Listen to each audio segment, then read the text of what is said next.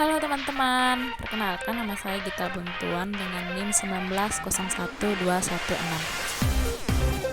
Jadi kali ini saya akan menjelaskan materi terkait tentang elektrokimia. Yuk kita belajar bersama-sama. Elektrokimia adalah ilmu yang mempelajari hubungan antara perubahan atau reaksi kimia dengan kerja listrik, biasanya melibatkan sel elektrokimia yang menerapkan prinsip reaksi redoks dalam aplikasinya. Terdapat dua jenis sel elektrokimia yang akan dijelaskan, yaitu sel Galvani dan sel elektrolisis. Materi sel Galvani atau sel Volta merupakan sel elektrokimia dapat menghasilkan arus listrik dari suatu reaksi kimia yang spontan. Reaksi ini ditemukan oleh Luigi Galvani dan Alessandro Volta. Berikut adalah gambar diagram rangkaian lengkap dari sebuah sel Galvani dan sel Volta. Jadi, voltmeter yaitu berfungsi sebagai potensial sel. Jadi, jembatan garam juga berfungsi untuk menjaga kenetralan listrik dari kedua larutan.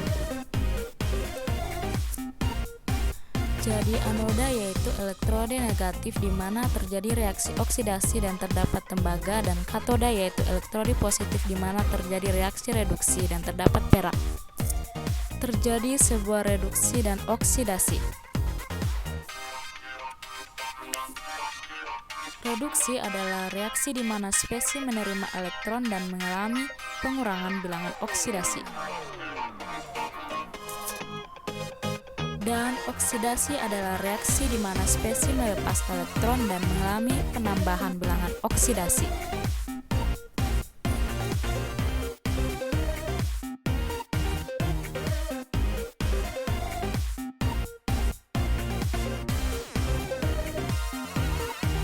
Dari penjelasan gambar 1, yaitu di mana menjumlahkan elektron kiri dan kanan karena jumlahnya sama, secara tidak langsung ditulis seperti di gambar 1 pada poin 1 dan 2.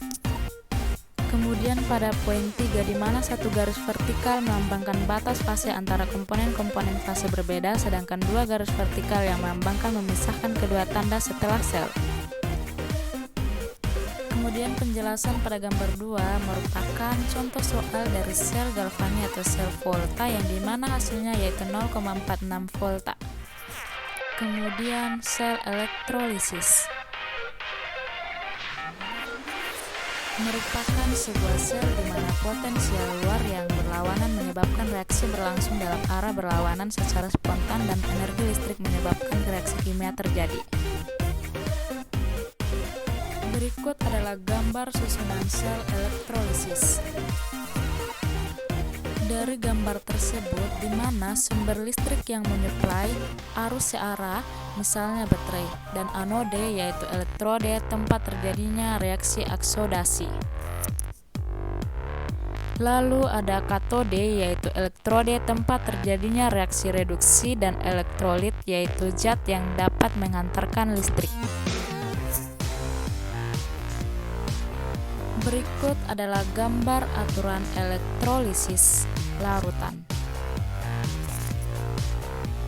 Dalam sel elektrolisis ada hukum Faraday. Hukum Faraday yaitu massa zat tertentu yang dihasilkan atau dipakai pada suatu elektroda berbanding lurus dengan jumlah muatan listrik yang melalui sel. Kemudian massa ekivalen zat yang berbeda dihasilkan atau dipakai pada elektroda dengan melewatkan sejumlah tertentu muatan listrik melalui sel. Arus listrik adalah jumlah muatan yang mengalir melalui sebuah rangkaian persatuan waktu. Jika Q adalah besarnya muatan, T adalah waktu, dan F adalah tatapan Faraday. Maka arus I adalah I sama dengan Q per T, dan jumlah elektron atau mol elektron sama dengan IT per 96,485 Si mol min 1. Sekian penjelasan dari saya. Terima kasih. Dan jangan lupa like dan subscribe ya channel YouTube di Gita Buntuan.